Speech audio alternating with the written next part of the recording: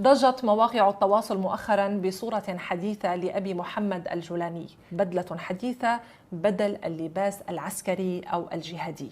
من سوريا الناشط المدني والمدون السوري معتز ناصر. معتز، ما هو تعليقك الأولي على هذه الصورة؟ ويا ريت كمان تخبرنا أكثر عن تجربتك الشخصية مع جماعة الجولاني. تفضل 90 ثانية. بسم الله. طبعا هي الصورة كانت في السابق هي مناط ردة، مناط ردة مغلق كمان لعشرات الفصائل التي تحتوي آلاف المقاتلين. لو انه اي حدا من الفصائل الثورية كان خرج سابقا بهي الصورة، ستؤخذ ذريعة لقتل عناصر هذا الفصيل، لسلبه سلاحه، لطرده من الثورة السورية. قيسي ذلك على باقي النشطاء. في السابق كانت الصحافة الأجنبية عبارة عن مخابرات وتجسس وإعطاء إحداثيات التحالف استهداف ابطال الجهاد من جبهه النصره. اليوم اصبح الامر سياسه شرعيه، واصبح الامر خذلوا عنا ما استطعتم، واصبح الامر لا تدعرهم علينا. انا اذا سمح لي الاستاذ حازم بخالف، ولا يا استاذ حازم، تغيير البدله هو تغيير الايديولوجيا لجبهه النصره. لا يعني ان جبهه النصره اصبحت ثوريه او اصبحت سوريه، لكن يعني ان جبهه النصره اثبتت ان يعني تستحق بقياده الجولاني الميداليه الذهبيه للقفز البهلواني من ايديولوجيا الى اخرى. فبدات اول شيء فرع لدوله العراق الاسلاميه، ثم نكثت ببيع دوله العراق الاسلاميه وغدرت بها وانضمت الى تنظيم القاعده، ثم نكثت ببيع تنظيم القاعده وعانت عنا انه هي فصيل سلفي جهادي مستقل، ثم نكثت ايضا بسبيل السلفيه الجهاديه واصبحت تقدم نفسها على انه فصيل ثوري. وفي كل ذلك البدله تتغير البدله، يتغير التفكير، لكن تبقى سياسه الاجرام وتبقى سياسه التسلط. نعم. أنا كنت في محافظة إدلب، بقيت حوالي 3 سنوات بسبب المقالات التي كنت أنشرها باسم مهمل اللي هو جاد الحق، تعرض للمطاردة من قبل جماعة الجولاني. تم اقتحام بيتي في منطقة سرمدة في ريف إدلب. توجهت إلى ريف حلب الشمالي. طبعا بدأت التهديدات يعني في موضوع المقالات التي كنت أنشرها باسم مهمل وجاد الحق. كنت موجود في إدلب عايش بيناتهم. عريت فكر السلفيه الجهاديه وتاريخ هي التنظيمات المتشدده واثرها السلبي على الثوره السوريه.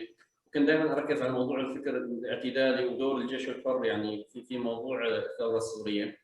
لاحقا وقت اكتشفوا شخصيتي مين انا، ب 2017 تقريبا كان شهر تموز، تم مداهمه البيت اللي كنت اسكنه في مدينه سرمدا، بس انا كنت الحمد لله يعني طالع من البيت. وبعدها توجهت الى ريف حلب الشمالي، حاليا مقيم في مدينه الباب من تقريبا شهر تموز 2017 هي النقطه. طبعا لا تزال تصل بعض التهديدات هنا وهناك عبر وسائل التواصل من معرفات امنيه. هذا الامر انا لا يهم، ما يهم خلينا نركز بس في موضوع الصوره. يعني مثل ما تفضلوا الضيوف الكرام انه الجولاني عم يحاول يعاون نفسه باساليب جدا بدائيه وجدا غبيه، ويظن نفسه انه هو ذكي يعني في التواصل مع الخارج. لكن في نقطه كثير مهمه اللي ذكرها الاستاذ عمر، هو التغريده اللي نزلت من الحساب الامريكي. القوى الخارجيه عم تستغل يعني معاداه الجولاني للثوره السوريه وتبتزه في موضوع التصنيف. يعني هن دائما بيذكروا انه ترى لا تتذاكى علينا انت مصنف، فبيقدم تنازلات اكثر، فبيستغلوا هي التنازلات ويذكروا انت لا زلت مصنف، فبيقدم تنازلات اكثر، انت لا زلت مصنف. انا بس اليوم رايد انه الناس اللي لا زالت مخدوعه بالجولاني وبعصاته وبفكره، بس هيك يسرد الاحداث من وقت ما اجى الجولاني على سوريا وبدات هي اللعنه فيما يسمى دوله العراق الاسلاميه اللي صارت بعدين دوله العراق والشام، ويشوف هي التبدلات ويقارنها يعني التجارب السابقه للشعب السوري مع القعقاع وغيره، ويشوف تصرفات جبهه النصره على الارض من وقت ما وجدت جبهه النصره الى الان. يا ترى بصالح مين بتصب ومين بتخدم؟ نعم. أنت هلأ لو قررت أنه تروح على إدلب، ما الذي يمكن أن يحدث لك؟ والله انا ممكن اني اروح على إدلب، هذا امر، بس اني ارجع من ادلب هذا شيء ثاني يعني. وحتى لو اني رجعت من ادلب، فهل راح ارجع بتابوت؟ هل راح ارجع بكيس؟ الله اعلم. ألف انا من سلامة وقت ما عليك. خرجت من ادلب الى الان ما رجعت ابدا. الله يسلمك. ما الله رجعت ابدا الله ولا افكر يحميك. بالعوده بسبب يعني وجود هذا التنظيم. نعم، الله يحميك معتز. انستي الكريمه، الجولاني هو عباره عن امتداد لفرع المخابرات الجويه وفرع الامن العسكري. نفس العقليه نفس الممارسات، لكن البست لابوس الدين. وابشركم يعني الاستاذ كان عم بيقول انه والله الجولاني او عصابه الجولاني هي ضد الحريات وضد الدوله المدنيه. صديقي، قريبا ستجد الجولاني يطالب بالديمقراطيه ويدافع عن حقوق المثليين ويطالب بحريه الاقليات الدينيه وكل هاي الامور اللي كان يسميها كفر ورده ومدري ايش وكذا هيك. لا لا لا لا، راح يتغير، كله راح يتغير. الجولاني الى الان يعني قدر انه يستحوذ على السلاح اللي موجود في الثوره السوريه، وقدر انه يسخر القوى البشريه ويفكك ورشات تصنيع السلاح ويفكك عشرات الفصائل، وكل هذه الجهه مجهوله الهويه، مجهوله الشخصيات، مجهوله الايديولوجيا. نحن بدانا بدوله العراق الاسلاميه، اليوم الجولاني صار يطلع بالجل وبالبدله الغربيه ويستقبل صحفيين امريكان، وانا متاكد انه لاحقا رح يرشح نفسه لجائزه السلام او شيء جائزه عالميه يعني. فهي المواضيع كلها رح تتغير. الجولاني الى الان يستخدم الدين، يستخدم السياسه، يستخدم كل ما يعني كل ما بيوسع انه يستخدمه لتحقيق مآرب وغايات شخصيه. طبعا الوضع في ادلب عباره عن تكميم افواه، عباره عن ملاحقات للنشطاء. الجولاني يسوق نفسه عبر تضخيم اخطاء المناطق اللي فيها الجيش الوطني، يعني انه ترى سيء بس هن الاسوء. على هذا المثال عم يشتغل مع الناس.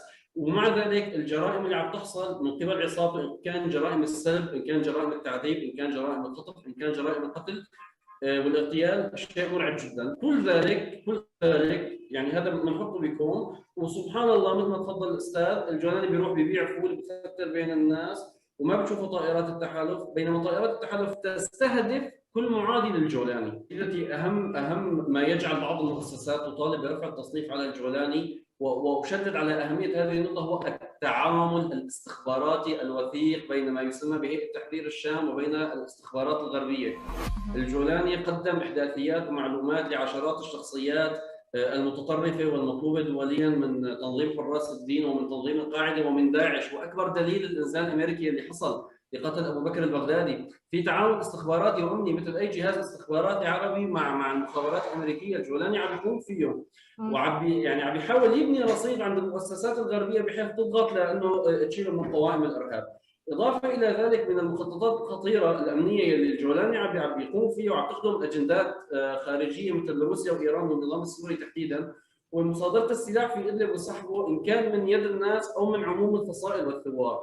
طبعا هذا الامر له هدفين فيه، الهدف الاول هو التغول اكثر في مواجهه العالم بحيث الناس يصيروا عسل وهو القوه الوحيده المبتكره للسلاح، والهدف الثاني تسهيل تسقيط المناطق وتسليمها للنظام وروسيا.